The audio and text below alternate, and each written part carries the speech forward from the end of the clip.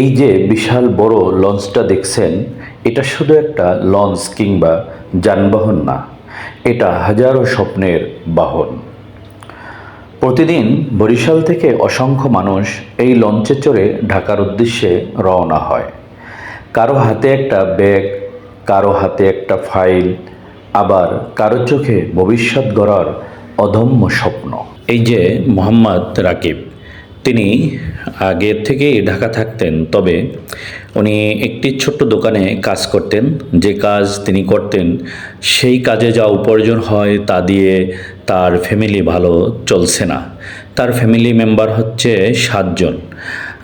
তিনি যা কামাই করেন, আয় রোজগার করেন, তা দিয়ে তার ভালো যাচ্ছিল না। তাই তিনি আবার নতুন করে স্বপ্ন দেখেন এবং এই যে বরিশালের লঞ্চে করে কীর্তনখোলা, মেঘনা, পদ্মা পাড়ি দিয়ে তিনি আবার সেই ঢাকা রাজধানীতে যাবেন এবং সেখানে গিয়ে ভালো একটি কাজ খোঁজার চেষ্টা করবেন এবং তা দিয়ে তার ফ্যামিলি নিয়ে তিনি সুখে শান্তিতে থাকবেন, এটাই তিনি স্বপ্ন দেখেন। আর এই স্বপ্ন নিয়েই তিনি এই বিশাল লঞ্চে করে পাড়ি জমাচ্ছেন বরিশাল থেকে ঢাকার উদ্দেশ্যে। রাতের অন্ধকারে যখন লঞ্চটি কীর্তনখোলা নদী ছেড়ে এগিয়ে যায়, তখন অনেকেই ডেকের এক কোণে দাঁড়িয়ে ভাবতে থাকে, ঢাকায় গিয়ে কি একটা ভালো চাকরি কিংবা ভালো একটা কাজ পাবো? পরিবারের কষ্ট কি দূর করতে পারবো? কেউ যাচ্ছে চাকরির ইন্টারভিউ দিতে, কেউ ব্যবসার কাজে, কেউ বা সংসারের হাল ধরতে, কিন্তু সবার গন্তব্য এক, ভাগ্য পরিবর্তনের আশা। এভাবেই প্রতিদিন বাংলাদেশের দক্ষিণ অঞ্চলের বরিশাল বিভাগ থেকে হাজার হাজার যাত্রী এই বিশাল নদী পাড়ি দিয়ে রাজধানী ঢাকায় যাচ্ছেন। নদীর ঢেউয়ের মতোই জীবনের পথও সহজ নয়, তবুও মানুষ থেমে থাকে না, কারণ স্বপ্ন দেখা মানুষ কখনো হার মানতে শেখে না।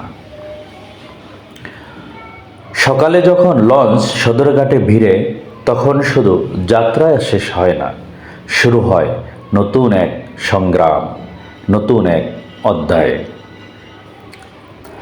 হয়তো এই লঞ্চে কোনো এক যাত্রী আগামী দিনের সফল উদ্যোক্তা, বড় কর্মকর্তা কিংবা কোনো পরিবারের হাসির কারণ হয়ে উঠবে। তাই আমি বলি, জীবনে বড় কিছু করতে চাইলে নদীর এই যাত্রীদের কাছ থেকে শিখুন। কষ্টকে সঙ্গী করে, স্বপ্নকে বুকে নিয়ে তারা যেভাবে প্রতিনিয়ত এগিয়ে যাচ্ছে, তাদের কাছ থেকে আমাদের অনেক কিছুরই শেখার আছে। সবশেষ কথা হচ্ছে, আল্লাহ যেন প্রত্যেক পরিশ্রমী মানুষের স্বপ্ন পূরণ করেন, আমিন। আমি এইচ.এম. আবদুল্লাহ জাবের গল্প বলি মানুষের স্বপ্নের এবং সংগ্রামের। এরকম আরও গল্প পেতে চ্যানেলটি ফলো ও সাবস্ক্রাইব করে রাখতে পারেন। ধন্যবাদ।